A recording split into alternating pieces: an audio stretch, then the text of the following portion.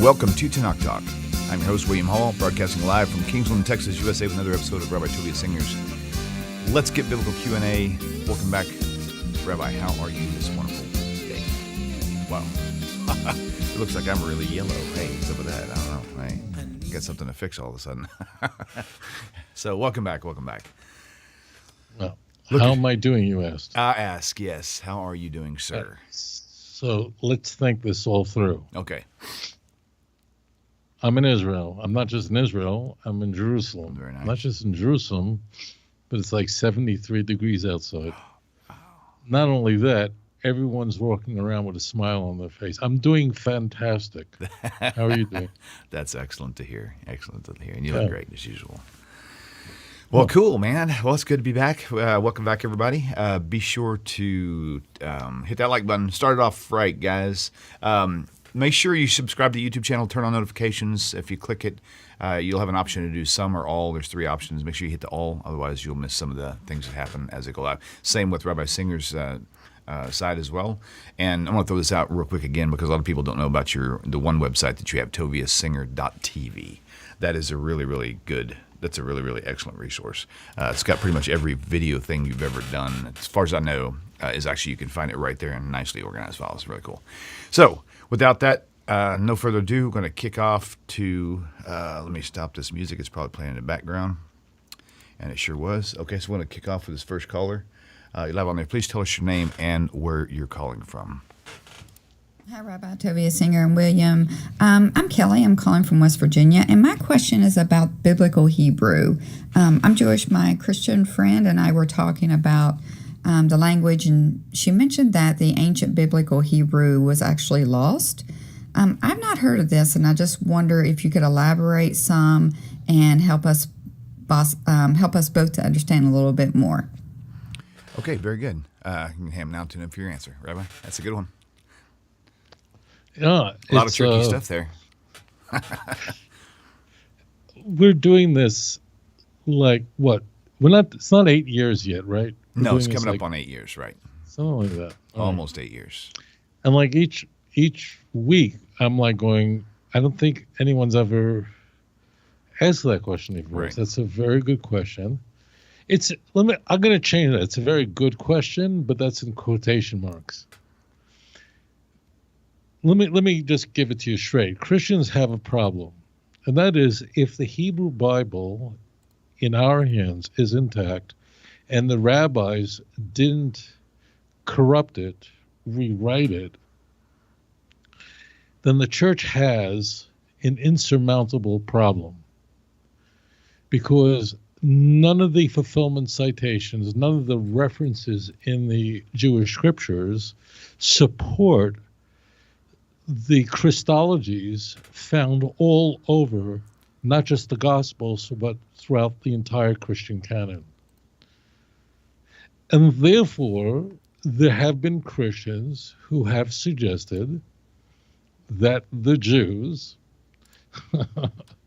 conspired to eradicate Jesus from the Hebrew Bible by just editing it, rewriting it. There's an entire conspiracy theory about this. And it should strike every person as curious, given that we just marked the Yom HaShoah, Holocaust Memorial Day. And there are people today, not 10, not 50, there are a lot of people all over the world who insist that the Jews invented the Holocaust. And we somehow convinced the Germans that they were involved in it as well.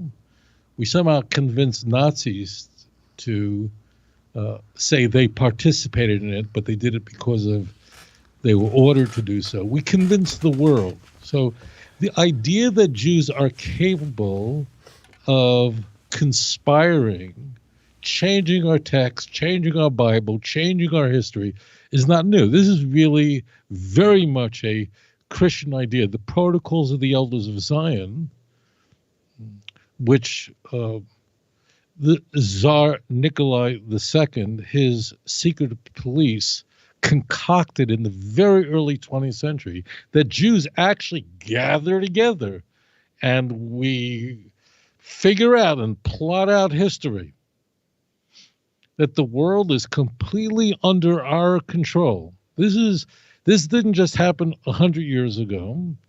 This idea that the Jews are actually capable of rewriting texts, of inventing, just rewriting the Hebrew text, because the original Bible is written in Hebrew, is just very old. And in fact, we find this in the Gospels. We find this in the book of Matthew. It's not just in the Christian, this is very important. In the Christian Bible, the idea is advanced, not just that the Jews didn't believe in Jesus or didn't find the Christian claim to be compelling. In the Christian Bible, it is advanced that when the Jews find out that Jesus in fact resurrected from the dead, the chief priests gathered with the elders in Matthew 28, conspired to pay off the Roman soldiers to say they were asleep after finding out that Jesus really resurrected from the dead. Matthew 28:13. So when Christians espouse this notion that the Jews rewrote our text, the reason I don't get upset, people wonder, like, Rabbi, how do you keep it together? The reason is I know where they're coming from. I know what ideas have filled the marrow of their bones, have filled their minds. The notion the Jews are, in fact, capable of a conspiracy, of even knowing the truth and denying it anyway. The notion that the Jews are able to insert Christologies in our Passover Seder, having 3 matzahs, because deep down we really believe in the Trinity, but deny Jesus anyway. See, only the devil can do that. That there are holes in the matzahs. We do that not because we don't want our matzot that we eat on the Passover Seder to look like basketballs. No. We put holes in there because we know that the Messiah was crucified. He was pierced through, so we inserted it in there. But we deny Jesus anyway. This is not just a conspiracy theory. This means that the Jews are the seed of the devil. And I'm not paranoid. There's an old Jewish saying, just because you're paranoid doesn't mean someone's not trying to kill you. It says that in John 8:44. So the notion that the Jews could have literally, we really know that Jesus is the Messiah, but we rewrote the Hebrew. We rewrote the text so that you don't find Jesus, so you don't believe in Jesus, because we want the world to be unsaved. That's how demonic we are. And after all, we always did that. We killed everybody, all the innocent people. From Abel, the first person to ever be murdered in history, Genesis chapter 4, all the way to Zechariah. We're responsible for all of it. I didn't make that up. See Matthew 23:35. Seek Luke chapter 11, verse 51. It's right there. So, in a way, this is a huge concession. It's a concession that if the Hebrew Bible stands as it was given to us, then there's no support for the fantastic claims of the church. Okay, so now we understand where this comes from, where such an idea could have been hatched. This is not out of nowhere. It's not that your Christian friend's a bad or evil person. This is the way so many Christians believe because they're raised to believe that, because they read the Gospels, and this is what is conveyed. The Jews pray in a synagogue of Satan. I didn't make that up. That literally appears in both Revelation 2 and 3. Okay, so enough with that. So now that we understand the concession, the answer is that this is a very, very silly argument. in late 1946, early 1947, somewhere between, let's say, November 46 and, say, February 1947, a Bedouin made the most important biblical archaeological discovery, where he found what we now call the Dead Sea Scrolls. And subsequently, many, many other caves were discovered filled with scrolls. They all date back, the scrolls in Qumran date back from the 3rd century BCE to the 1st century BCE. These are really, really old. The scrolls contain not only scripture, but they contain other sorts of texts, letters, writings of the group that lived there. The consensus among scholarship is that the people who lived in this area were the Assyrians. Qumran, this area was destroyed by the Roman Empire in 68 during the war. But we have it, and there are many things we can learn from the Dead Sea Scrolls. There's so much that we've learned from it in more than 70 years. But the most important takeaway from the Dead Sea Scrolls is that the Hebrew Bible is intact. That means these scrolls all predate Christianity. All the Dead Sea, no matter what anyone tells you, all of the Dead Sea Scrolls predate Christianity, predate the 1st century. And what they tell us is that the Hebrew text that we have, the Hebrew text, forget Masoretic text, because that confuses everyone. It's used. But Masoretic texts just indicate, I need to work this out or everyone's going to get confused. A Masoretic text means the Hebrew text. Hebrew is a consonantal language, so all just letters. But in the early Middle Ages, Masoretes, a group of rabbis, added in the vowels. The vowels were always there, but they were orally transmitted, and then they were added in. A written system was created to dots, lines for representing vowels, representing musical notes, whatever. But it's the consonants are the same. Okay? So the most important takeaway of this ancient text is that the text we have is intact. Now, that does not mean that there are no mistakes in the Dead Sea Scrolls. In fact, you can have a scroll where there's a letter off there, a letter off there. Ancient scribes made mistakes. But we know it's the same thing. With the variations are very, very slight. So let's say it's like 99% the same. Okay? I'll just give you an example of a variant. So let's take Cave 1. Why not start at the beginning? Cave 1 contains the most famous scroll. Cave 1 contains the Great Isaiah Scroll. The Great Isaiah Scroll, and you can see the entire Isaiah Scroll online. It's there, and you can actually move your cursor around and find every passage translated. They did a fantastic job with it. Well, Isaiah chapter 6, verse 3 contains a passage that's perhaps the most famous passage in all of the book of Isaiah. Okay? Kadosh, Kadosh, Kadosh, Hashem Tzvos, Moloch Halaretz Kavodo. Holy, holy, holy.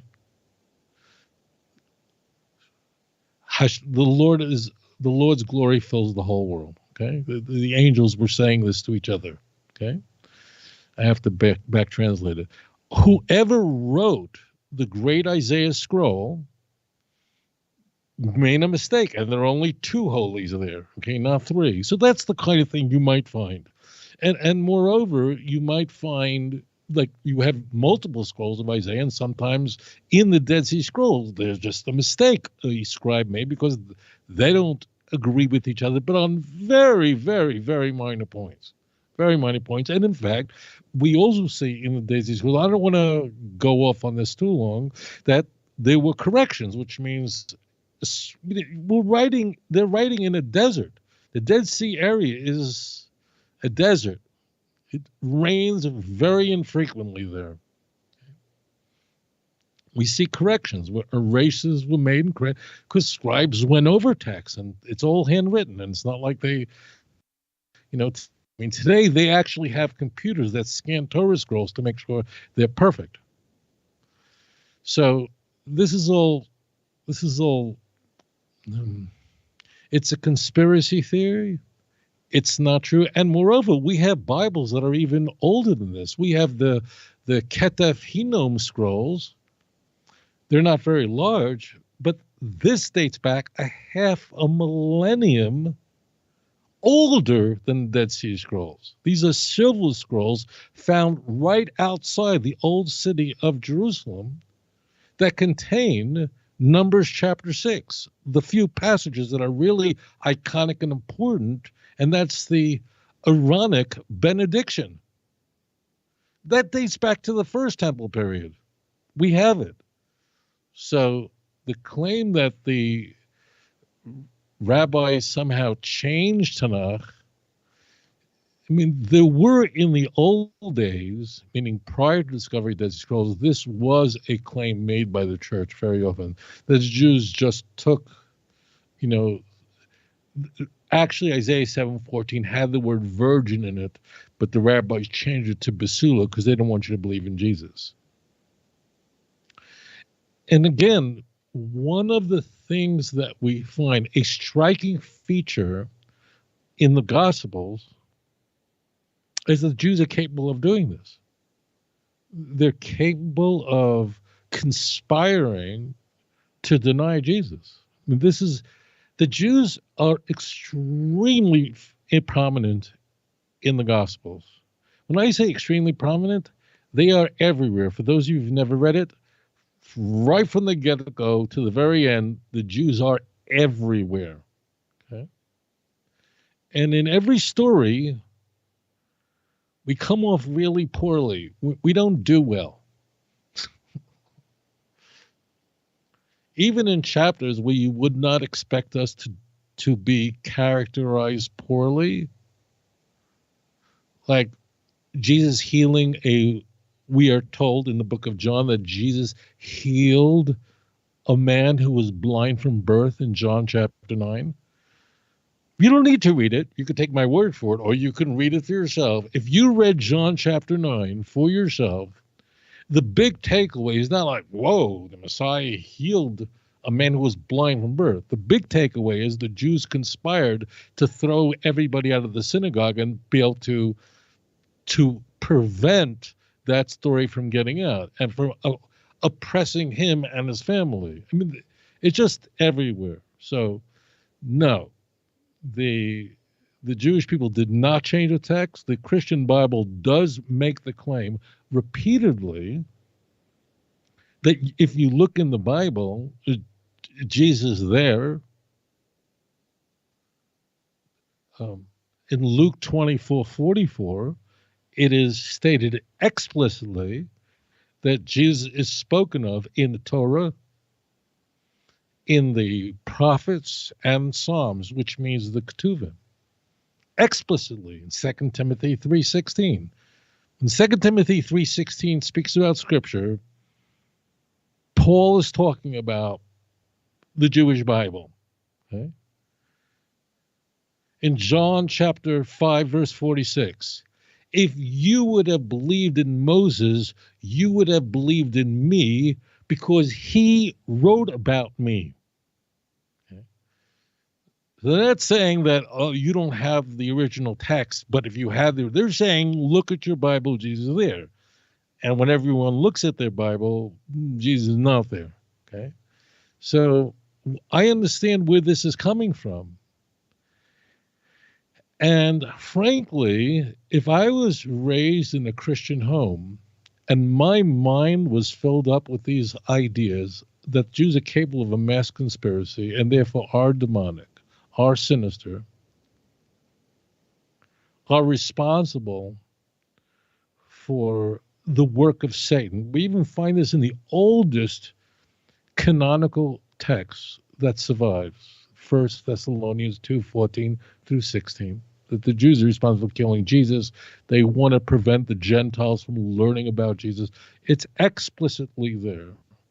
I would hate me too, and I would come up with these convoluted ideas as well.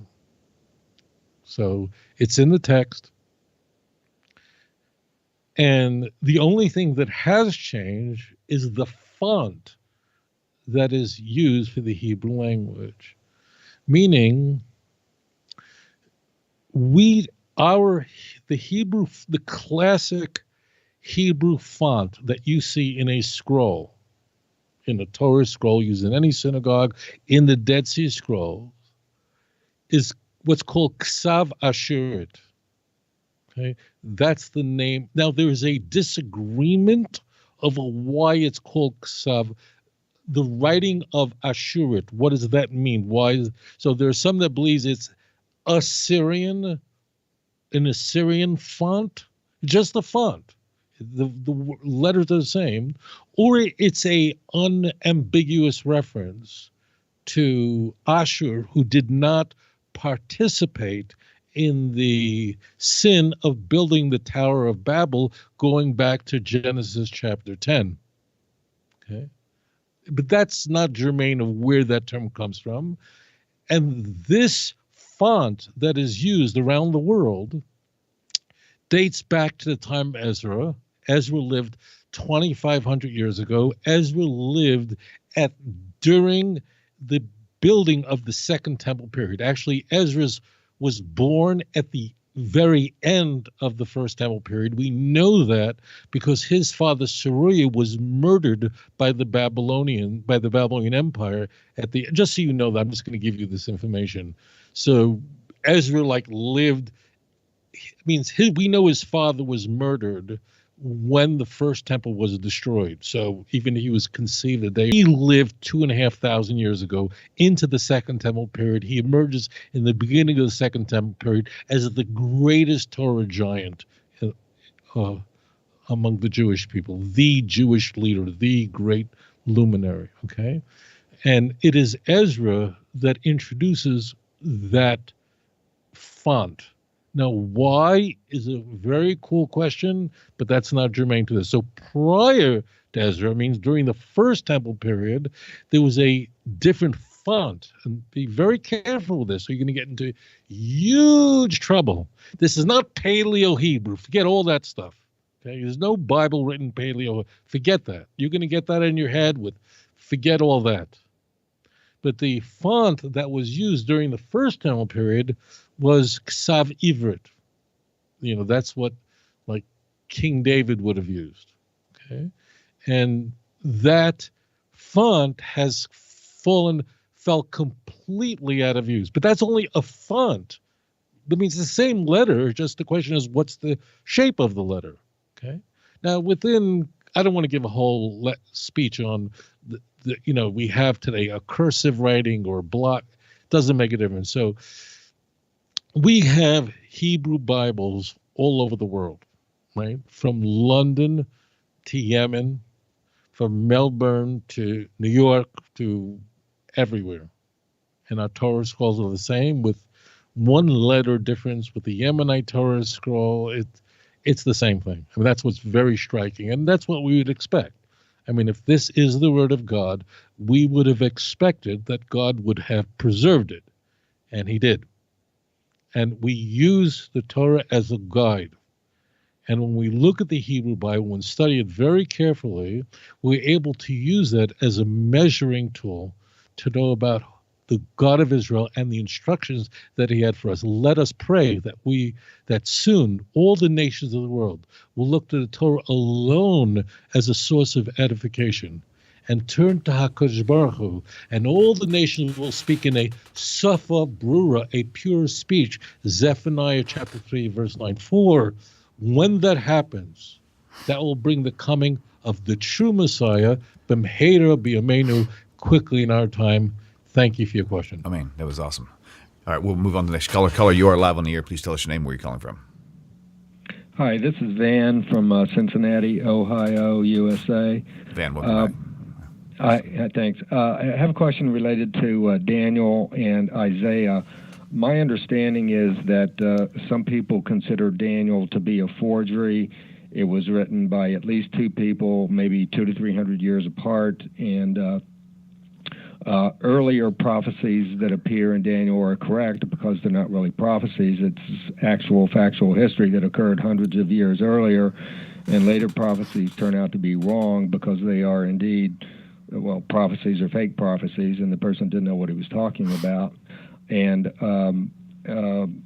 concerning Isaiah, I've heard references to first Isaiah and second Isaiah. Like in approximately the first half of Isaiah is considered or actually written by Isaiah. And getting back to Daniel for a second, speculation that there was no Daniel, no such person existed. He was invented for some reason, the name.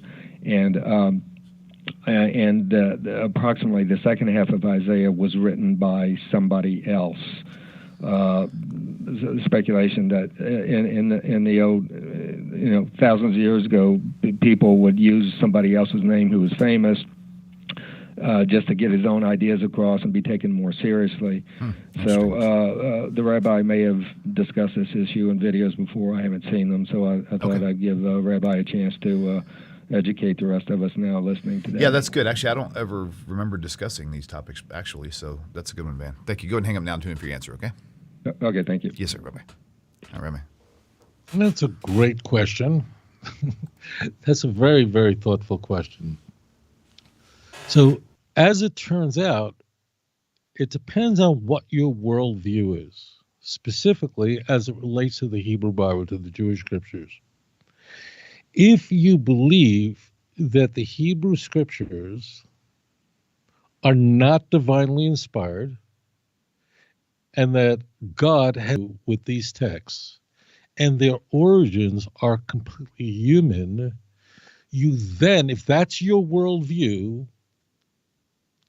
you then have to engage in torturous explanations to explain away how Daniel could have known information.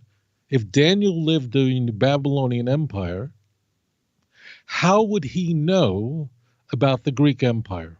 How would he know about the early demise of the single most important individual in Western civilization? If you asked any historian who is the most important figure in Western civilization, the answer would be Alexander the Great. Alexander the Great dies fairly young. He dies in his early 30s. His empire is then divided among 4 generals. This is all, although Alexander the Great, that name is not mentioned by Daniel, but this is explicitly in the book of Daniel. So, if you deny the divine inspiration of Scripture, you have to engage in some way of explaining away how did someone 2,500 years ago know about something that happened 2,200 years ago. It's really that simple. And you have to then engage in reworking the text. You have to come up with some way out, some escape hatch. If you are a person of faith, and I'll show you in a moment, you don't need a lot of faith for this, but this would be a minor miracle for God to know what was going to happen centuries later, okay? So it's all about your worldview. Like, what is your worldview? If your worldview is that God is behind the Hebrew scriptures, and this would have been a minor miracle. As it turns out, just so you know, not all of Daniel, but a considerable part of the book of Daniel is devoted to describing the history of the nation of Israel, all the way through the destruction of the second temple. See Daniel 9, verse 26 and 27. Through the end of days until the Messianic age and beyond, and even the resurrection of the dead, Daniel chapter 12, verse 2. And don't let anyone try to convince you that Daniel 12 verse 2 is our only source for the resurrection of the dead. It's just not true. We find it in the early part of Isaiah, which I will explain to you in a moment, where people who deny the God of Abraham, Isaac, and Jacob have a big problem with. But in Isaiah 26 verse 19, we have the resurrection dead unambiguously. Now, there are other references to the resurrection of the dead, but these are very, very explicit. Okay? So they've got a problem on their hands.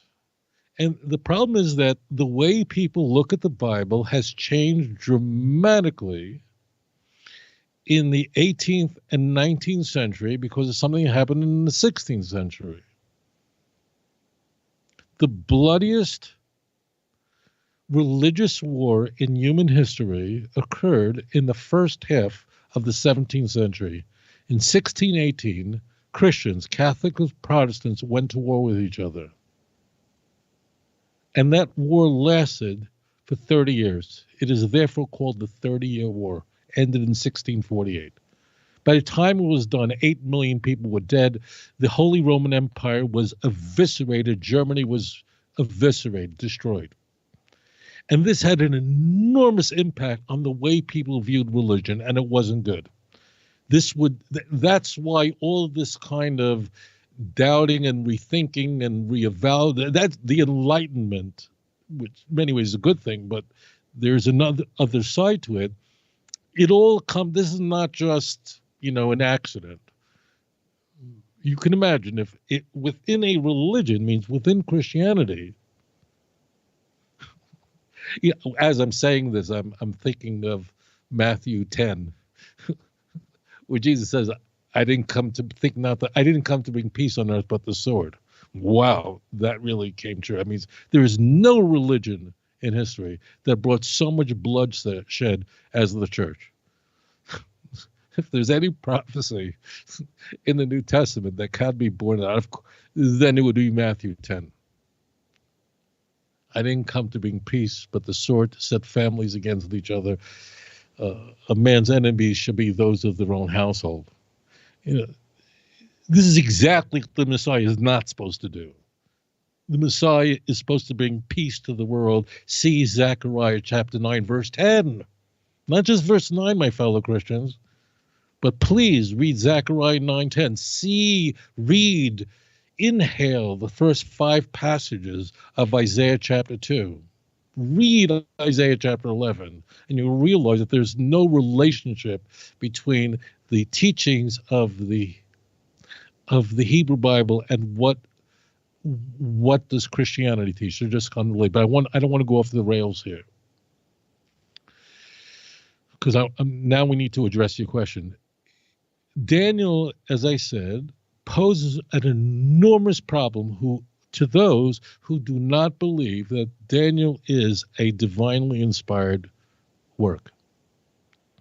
And what they have, if Daniel is, as I'm telling you, right now, take my word for it, it is explicit in the book of Daniel, toward the end of Daniel, there is prophecy about the Greek Empire and the division of the Greek Empire following the early death of, it's not there, but it's talking about Alexander the Great, Antiochus Epiphanes. It's all there. Prophecy. Okay. So this poses a problem. How could someone, who lived 500 years ago, how could Galileo know about the Soviet Union? All right, you got what I'm saying? So what you have to do then is say that Daniel is a pseudepigrapha, meaning it's a forgery, meaning it was really written around the time of the events of the Maccabean revolt, let's say 164 BCE, and whoever wrote it as if he lived during the Babylonian Empire. Okay, got it? This is very important. So it's a forgery. Someone wrote it after the events occurred, and then wrote it as though it goes back to the Babylonian Empire. Okay, we're just going to deal with Daniel for a moment. As it turns out, the book of Daniel is probably the best attested to book in the Hebrew Bible. That means we have more evidence for the book of Daniel and the dating of its writing than almost any other book in Tanakh. I mean, the book of Daniel is the worst book to try to claim, to use it to claim that it's a forgery, that it really wasn't written during Babylon's exile, but was written much, much later. Why? Because it's probably the most highly attested to book, and you'll see what I'm saying. Okay? So the question becomes, I'm going to stick with Daniel here because this is the question then becomes, well, how do we in fact know the age of any book of antiquity? Like, how do you, like, what methods do historians crave, relish, desire, seek out when looking to date a book of antiquity? Like, what would historians like to have? Okay. Well, I'll share this with you. This would be like the dream. Historians would love to have an eyewitness that was contemporary. That would be amazing. Historians would love if that witness was disinterested and he was not trying to prove anything. That would be incredible. Historians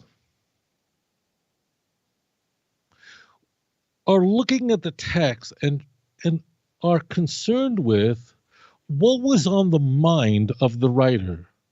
That means whoever wrote the book of Daniel, what was his concerns? Did his concerns relate to events that were going on during the time of Antiochus Epiphanes IV, the leader, the king of the Seleucid Empire in the 2nd century BC, or was he concerned about problems that would have occurred during the Babylonian Empire and the Persian Empire that would follow?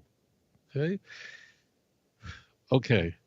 Moreover, this is very important to historians. These are the most rigorous methods that historians are looking for. And there's more.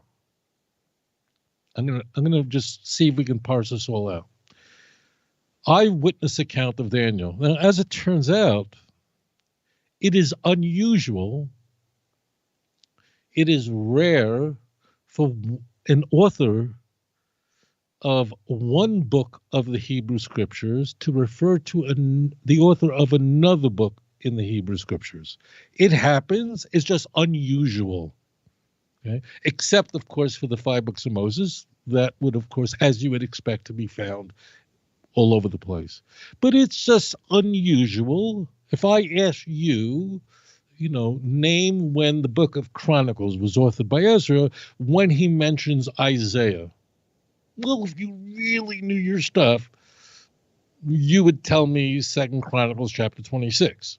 Why is not important. It's just a very unusual thing because the Hebrew Scriptures is a holy document. Its purpose is not to be, it's not Barbara Tuchman. It's not a book that is designed to tell us about history. It's designed to tell you how to live your life. It's a holy book. It's not interested. It uses historical events to convey theological points, but the book is interested in teaching you how to live your life. As it turns out, Daniel is referenced passingly during the Babylonian exile by a contemporary. His name is Ezekiel. Ezekiel and Daniel lived at the exact same time. And Daniel is mentioned explicitly 3 times in the book of Ezekiel. And everyone knows when the book of Ezekiel was written. Book of Ezekiel was written during the Babylonian exile. Ezekiel lived same time as Daniel. Just technically, Ezekiel was a little bit older than Daniel. Daniel was only 14 years old when he entered the palace of Nebuchadnezzar, but they were contemporaries. Okay, they both lived during the time of the destruction of the first temple. They both lived during the Babylonian exile.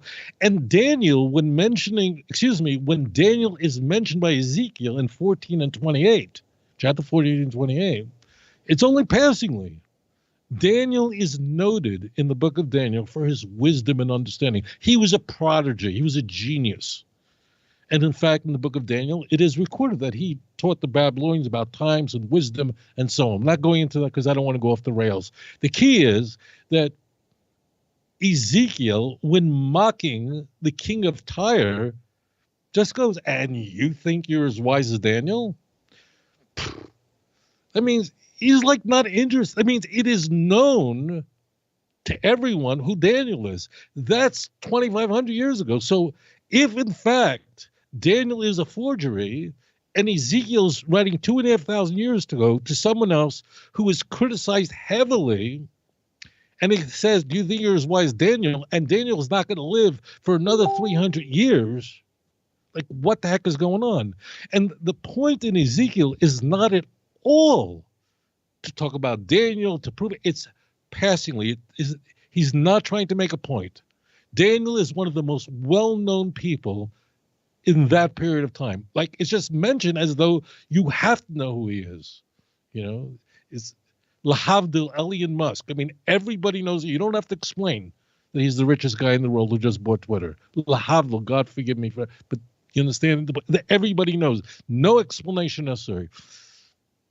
So, number one, we have an eyewitness and disinterested, because the Ezekiel is not trying to prove anything.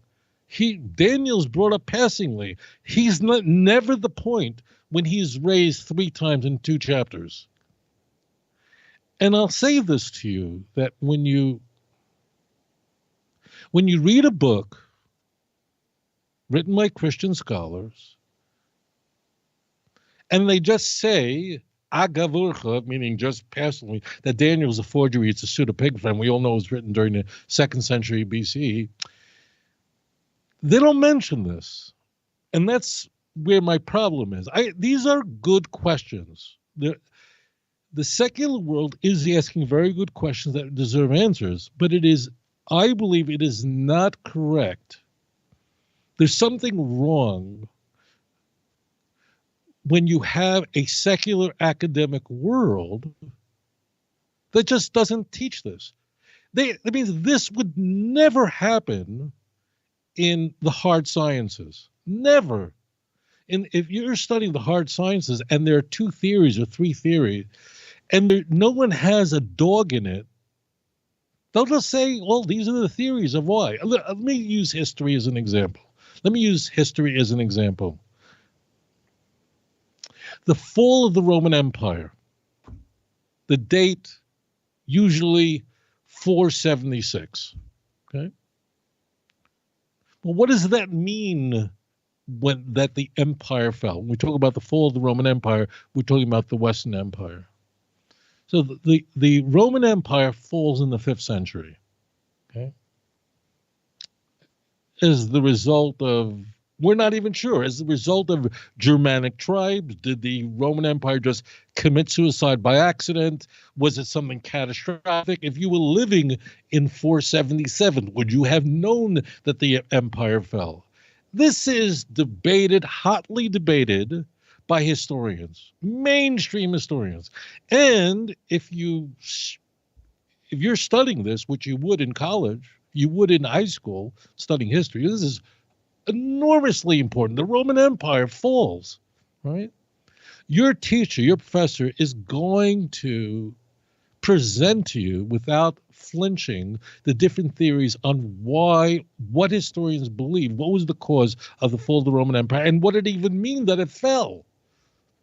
Like, did it fall like as in pow, or you wouldn't have noticed it? And we can now only look back in hindsight and say that the Roman, that means when no one's got a dog in it, when there's no emotional, when there's no religious, has no impact on how you live your life, somehow everybody is willing to put forward everybody's all different ideas. But when it comes to religion, to God, I'm afraid that the secular world is guilty of not even providing this information. And I'm not done yet. I just started. Like, why not say there's an alternative explanation? It could go to documentary hypothesis. You know, they talk about that in the secular academic world, that the Torah was written by multiple authors and then redacted into the version we have today. You know, but if you like saying that, which is incredibly fantastic, you might want to quote biblical scholars in the secular academic world who thinks this is complete nonsense, but they won't. You're not going to study about Professor Umberto Cassuto, perhaps the greatest biblical in the 20th century. Okay, so it's not honest. It's not honest in the way it's taught. Professors should be teaching both sides. Let's continue with the evidence, okay? Because I don't want to go off the road, but this is the problem I have with the secular academic world, and that is there's just one narrative going on when it matters. Now, the secular academics could argue, say, look, we can only use methodologies that have nothing to do with God, okay? But then say that to your students. They could respond to me and say, well, God cannot be a part of our, but that's a little weird, because if you're engaging in biblical studies and the book is saying this is divine, then maybe you just don't have the equipment to study the Bible. When I lived in Indonesia and I had to go to the dentist, in almost all cases,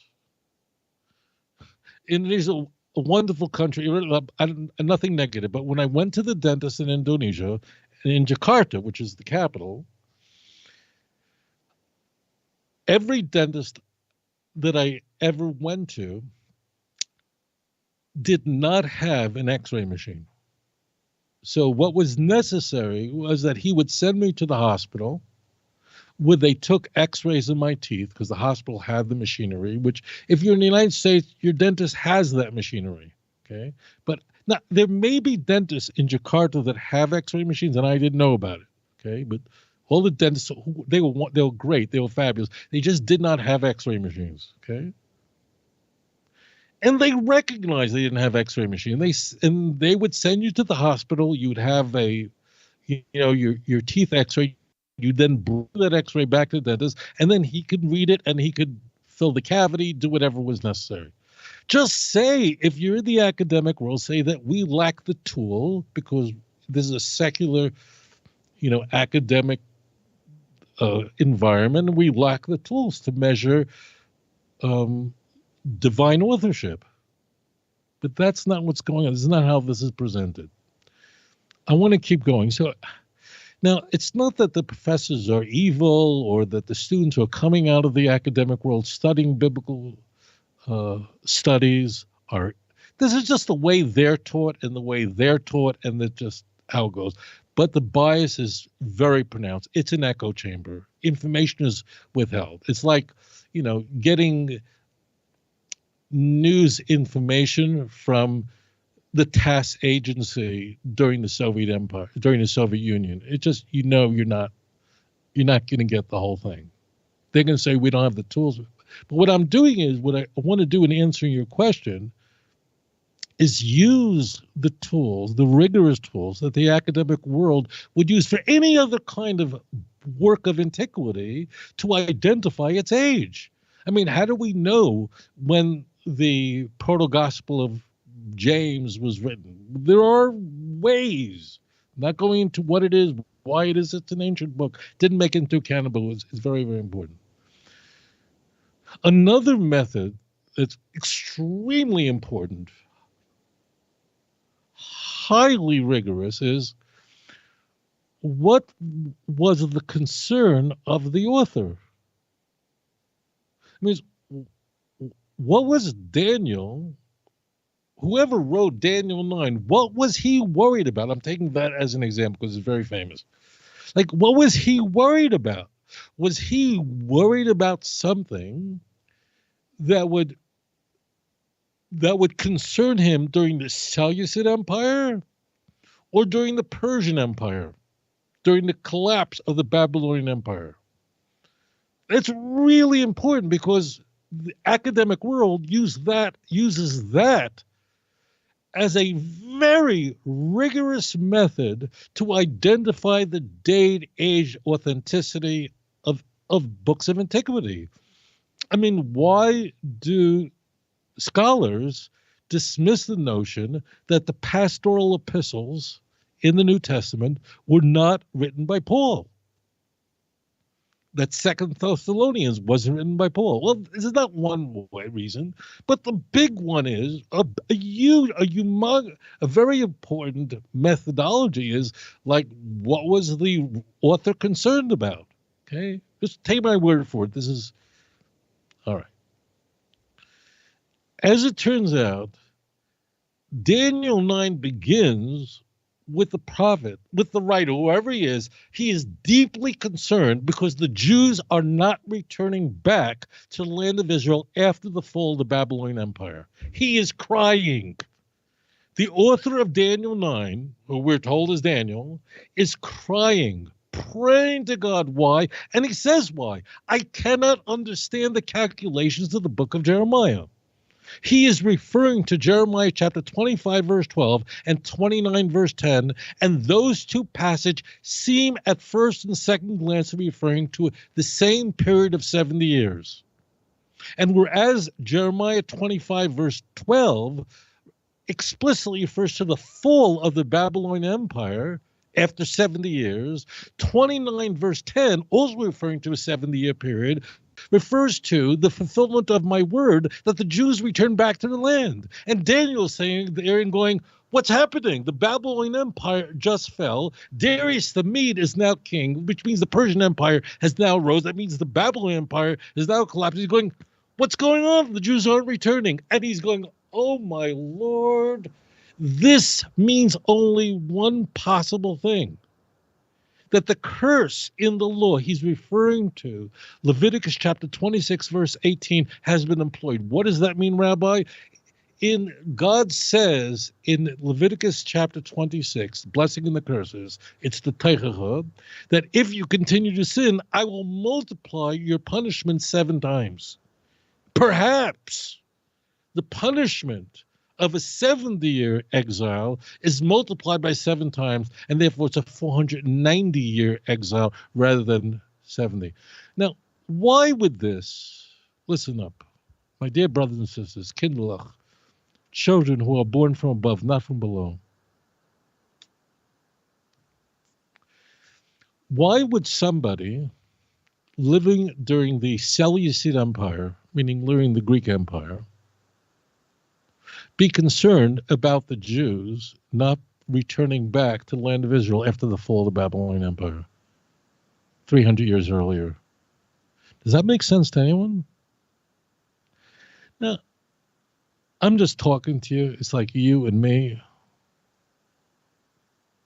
Why isn't this even right? Why aren't students taught this? Like, why are you saying, God, I never heard this before. I never thought of that. Like, if you studied at a university, you heard this. Why aren't universities using this issue? You know how massive this is? You know these are the rigorous methods that are used by historians to date the authorship of any book, holy or not holy. How do you ignore this? How do you not mention this to your students? How do you not say, look, we're in academic settings, so therefore God can't play any role here, okay? But you might as well know that the traditional world believes this. This is about holy books. And these are reasons, compelling reasons, why people of faith identify Daniel as an authentic document written during the Babylonian exile. We in the academic world, we don't have the tools. We don't have the X-ray machine. But at least say that. I'm not accusing. I am holding the secular academic world accountable for this. And not to raise it in a way that's condescending. Look, I know what goes on. They go, the religious people, of course, they just say God did it. And they do it with a smile and a laugh. They do it in a way that's unflattering, dismissive. And this has an enormous impact on students who don't know any better, are certainly not going to challenge the professor and don't know enough to challenge the professor, because most students never read just 12 chapters in the book of Daniel. And you, the students, I hold you accountable. If you believe the book of Daniel, 12 chapters, is the word of God, and you never read it before, that's a problem. Don't be angry at me. I'm just saying. But students are. I mean, look, I remember in university, your professor has a lot of discretion about what grade you get. And people are scared to contradict their professors. They are. They want to pull the A. I did. I wanted to graduate with a 4.0. I did. And I did. And there are just certain disciplines where that's just the way it is. There's a certain orthodoxy within disciplines. I'm not saying that that universities should not raise other ideas, but put them all out there and just concede we don't have x-ray machines, meaning that in an academic setting, we don't have the tools to examine this. We are coming from a worldview that God is not a part of it. But this is why people of faith believe this. These are very compelling reasons. These are the most rigorous methods to evaluate the age and authorship of any book, whether in a book of antiquity that's secular, has nothing to do with religion, or a religious book. But when a holy book,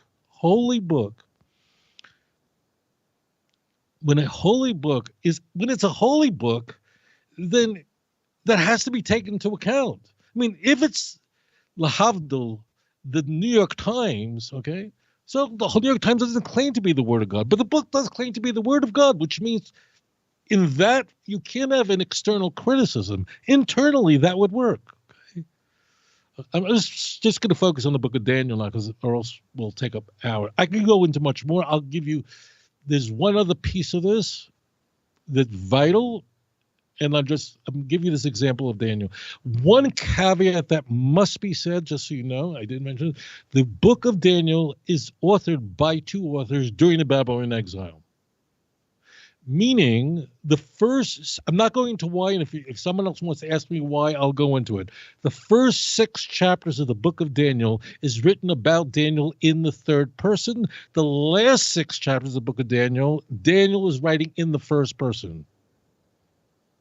According to our tradition, the first 6 chapters is written by the Anshe Knesset HaGadolah. This is the great assembly of 120 men of prophetic stature who organize exactly what prophetic works go in the canon and don't.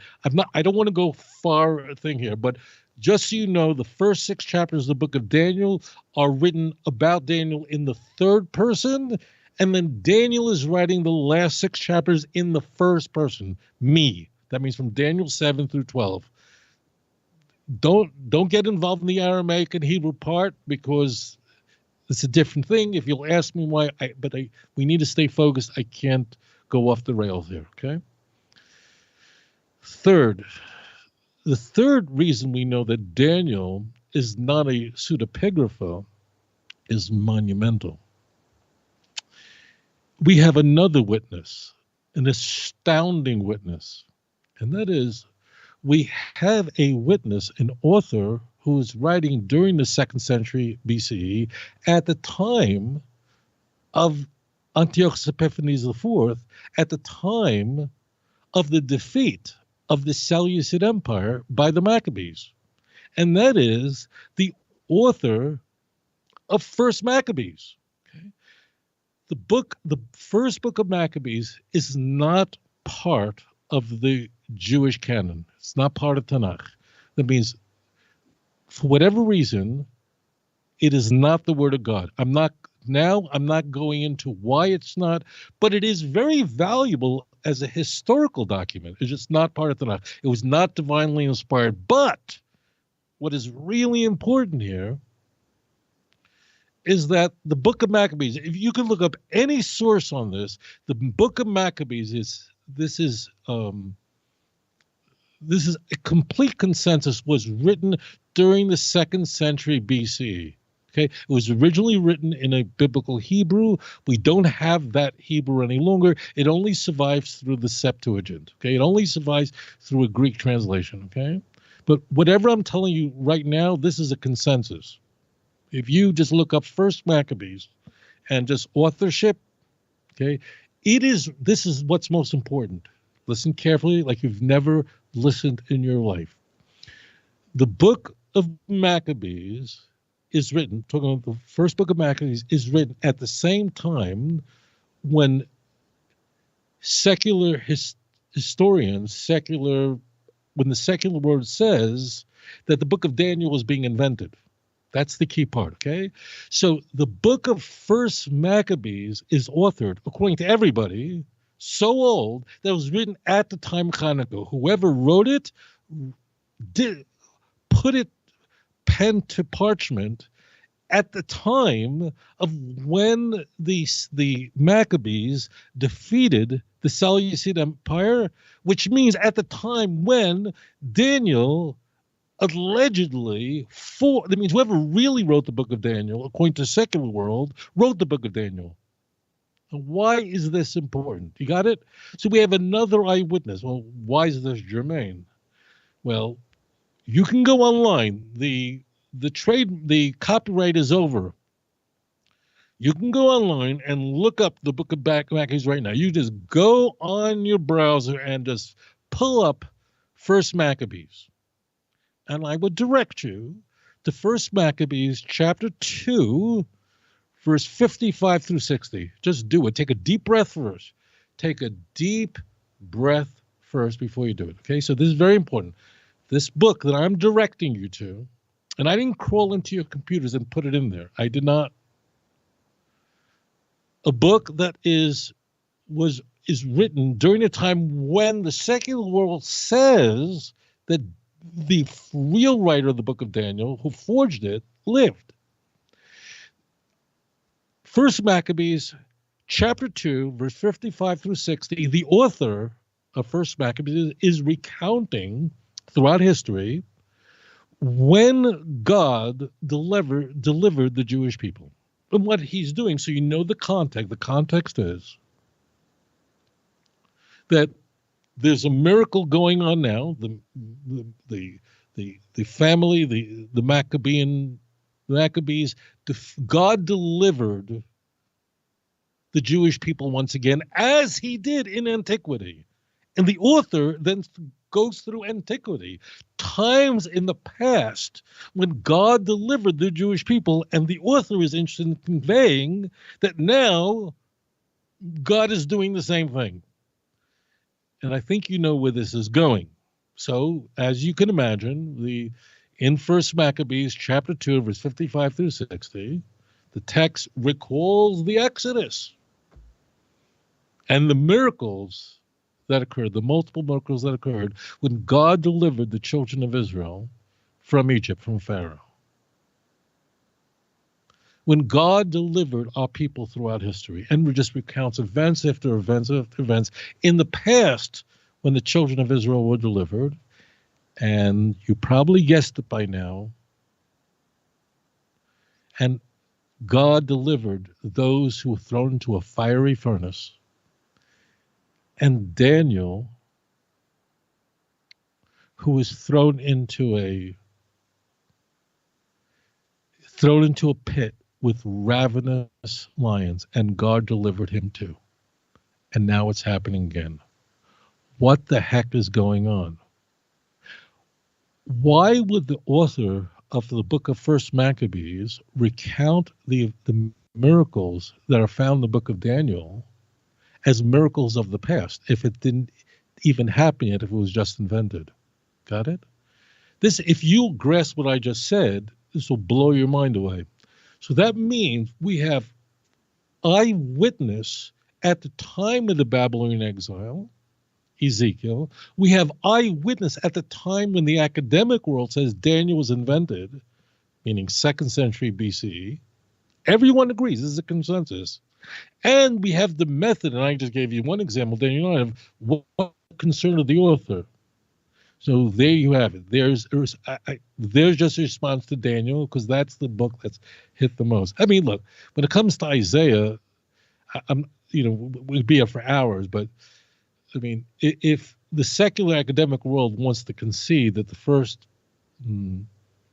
30-something chapters of the book of Isaiah was written by the prophet Isaiah, meaning during the height of the Assyrian Empire, meaning 2,700 years ago, then how did I 14 know about the Babylonian exile? How? It doesn't work. It all collapses. We'll go on for hours on this, but just like, you know what it means for Isaiah living during the Assyrian Empire, during the time of Uzziyahu, during the time of Yotam, during the time of Ahaz, during the time of Hezekiah, Assyrian Empire. How did he possibly know about the Babylonian Empire and its collapse in chapter 13 and chapter 14? These are very famous. I mean, that would be, like Tacitus knowing about the Vietnam War. Like, how would he know that? Got it? So they have to go into all these torturous explanations, and it's obviously it is time for people, I say to the academic world, at least handle this information the way you handle disagreements in other areas of history, without bias, presenting all the information. There's nothing that I've spoken about here that's like no one has access to. Everyone has access to it. And they say these are different views. We in the academic world, we don't have X-ray machines.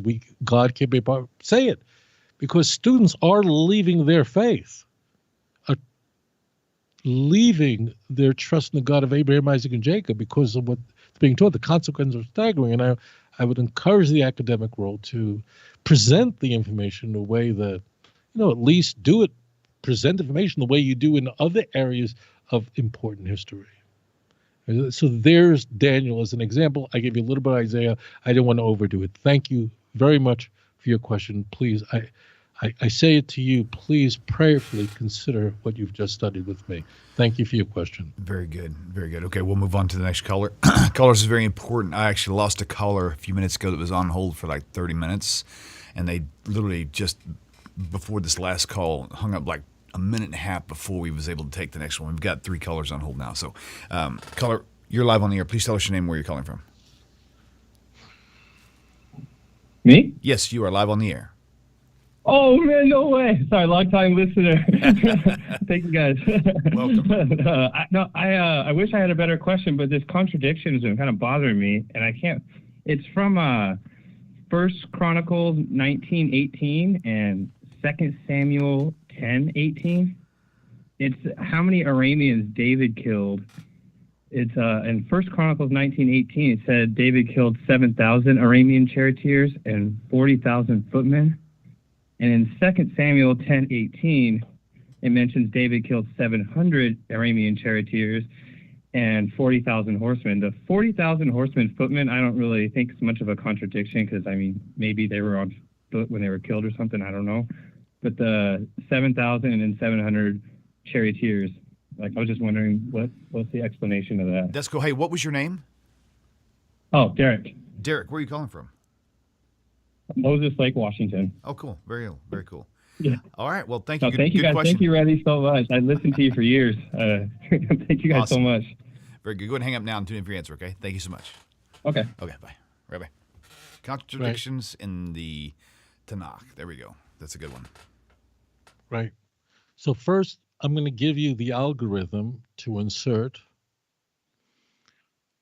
And then we could see that in every one of these examples, how many horses did King Solomon have? In this case, how many Syrians were killed by King David? in all cases, the author of the Book of Chronicles, name is Ezra,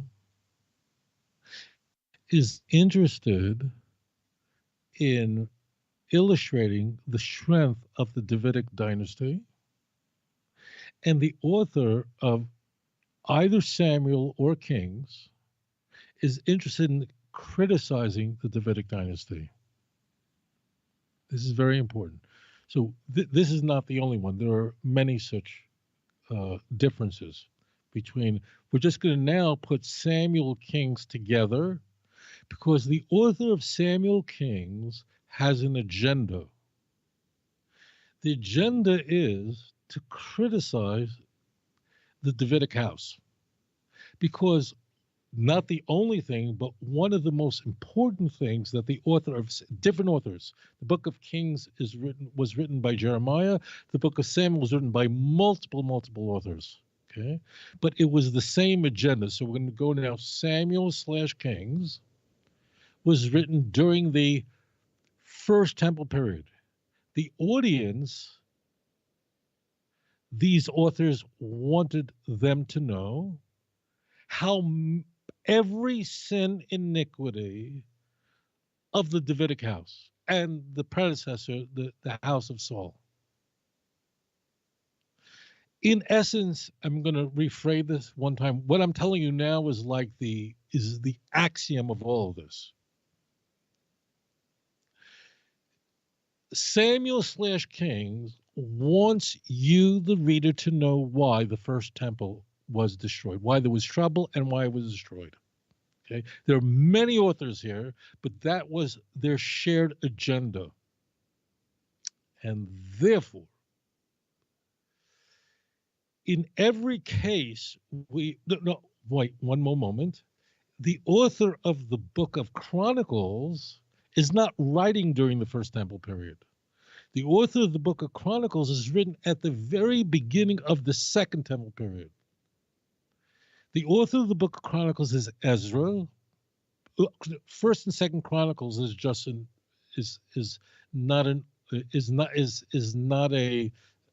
it's really one book. That's the point. It's really one book. The author is writing to what's called the Shevavei Tzion, which means those who return to Israel to rebuild the Second Temple and the Second Commonwealth. Okay, some of those people were really old and lived so long that they remember the First Temple. There were such people, but it's basically everyone who's reading it is everyone who's in Ezra's audience. To them, the Second Temple presented, wow, it's a Second Temple, but we don't have a king.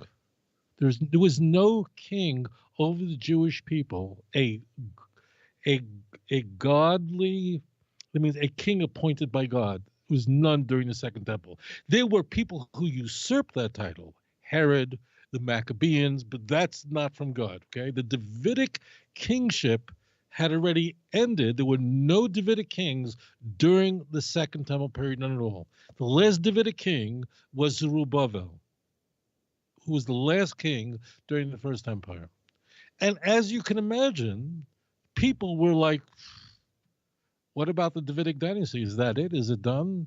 So therefore, the author of Chronicles wants to raise your hope up about the Davidic house, and it's going to continue, but it's not right now, but it's very good.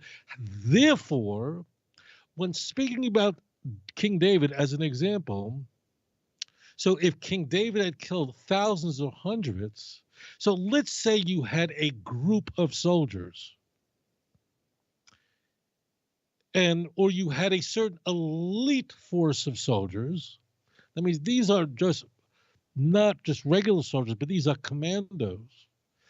So if King David killed a smaller number of elite soldiers, Samuel/Kings is interested in just naming that.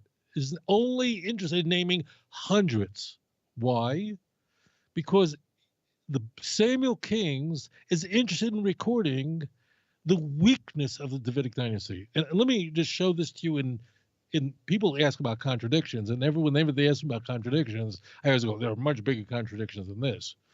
I mean, King David was either the youngest of 7 brothers or the youngest of 8 in Chronicles 7, in Samuel 8. Well, which is it? I'm not going to answer that now, but 7 is a really important number. There was one child, Elihu, that comes from a different wife, same father. The sin, I just want to give you one other example so you understand how huge this is. And this is like a code. This is like an algorithm. You just throw it into your computer and bingo, everything lines up. Whenever Samuel/Kings disagrees with Chronicles, Chronicles is not trying to whitewash. If you'll ask me why he's not, I'll explain to you. But Samuel, the author of Chronicles, wants the people who returned to Zion for the Second Commonwealth to look back at the Davidic dynasty with greater hope. Okay? So, therefore, as another example, I'll just give you big examples and I'm going to move on from there. In the book of Chronicles, the sin of Bathsheba is never mentioned. Never. And King Solomon's, so that he married the daughter of Pharaoh is mentioned, but very passingly. It's just not, and the thing with Abigail, which was not completely appropriate, Chronicles not interested in anything that could characterize David in any kind of negative way. Now, the author of the book of Chronicles, you must get this, knows that you, the reader, already know Samuel and know Kings. So when the book of Chronicles is writing this way, he knows that you already know Samuel and Kings. So as an example, and then I'm going to come back to your question, I said to you that in the famous genealogy that we find right at the get-go in the book of Chronicles, that we are presented that Daniel is the youngest of 7 children. Why would 7 be really important to Chronicles? Because 7 is perfect, right? But there's an 8th child because Jesse had a child with a different wife. That's really child number 5, Elihu. The reason you can know he's not whitewashing, but this is all theological. He's presenting numbers for a theological purpose, and he already knows that you know what went on in the book of Kings. He knows it. Is, as an example, I'm giving you a very crazy example, is that Elihu, brother number 5, is mentioned in Chronicles. I mean, he knows you know. Okay. So this contradiction, this is a great example. This contradiction is attributed to, would we, given what you now know, would we in the book of Samuel, because again, Samuel 1 and 2, that division is artificial. So in Samuel, would we expect David to be presented as being a greater warrior or a lesser warrior, killing more enemies or less enemies? The answer is fewer. The difference is because in the book of Samuel, David is killing, the top number of top elite forces. But the book of Chronicles has I'm using the word bias, meaning the book of Chronicles wants you to know, like, every person that King David killed. So there is 7,000. That's the reason. But I took a little extra time on this, not just to explain why there's a difference, not just to explain why there's a difference here, but to explain in quotation marks, the bias. Now, the reason I say that in quotation marks is that these are theological books, and the author of Chronicles knows Samuel and Kings, and he's referring us to it. So so whitewashing is not the correct way, because he's not trying to, he knows you know. But in all cases, Chronicles seeks to lift up the Davidic dynasty. For another example, and I'll end with this, the book of Kings ends with the destruction of the first temple. Right? It just ends as a horror. It ends with horror. Yeah. The book of Chronicles ends with hope, with Cyrus. See?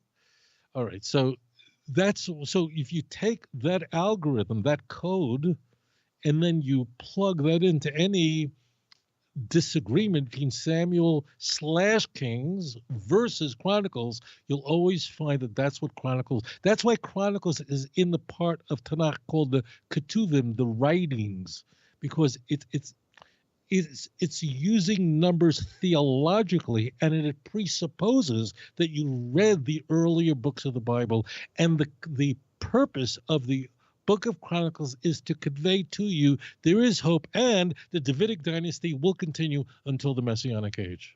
That's the key. Thank you for your question. All right. Well, that wraps us up. Guys, I'm sorry there was callers on hold. Some of you were still holding 20, 30 minutes. We have the hour and a half cutoff time because of other shows. So call in again next week if you can. And when you guys do call in, I have to remind you, don't hang up and try to call back because everything's on a timer. And those were huge questions we got. Man, no doubt. Yeah, So I didn't realize So strategic calling timing doesn't actually work because it's set up on a timer, and it's based on the longest call. Whoever's been on hold the longest is the one that comes through. So anyway, just want to give you guys that heads up. And guys, don't forget to go to Rabbi Singer's website, outreachjudaism.org. Get his 2-volume book set. Priceless. That's all I got to say. Priceless. And the audio at outreachjudaism.org. Also, click the free audio tab at the top right. All the audio files have matching titles to what's in the book. Different information, just letting you know. All right, Rabbi, well, thanks again for your time. It was a great show as usual, and good questions, callers. And Andrea, big shout out for my moderators in YouTube land. Thank you so much, and you guys have a wonderful afternoon, and we'll see you again on the next show. Take care, everybody. Peace. Thank you, Rabbi.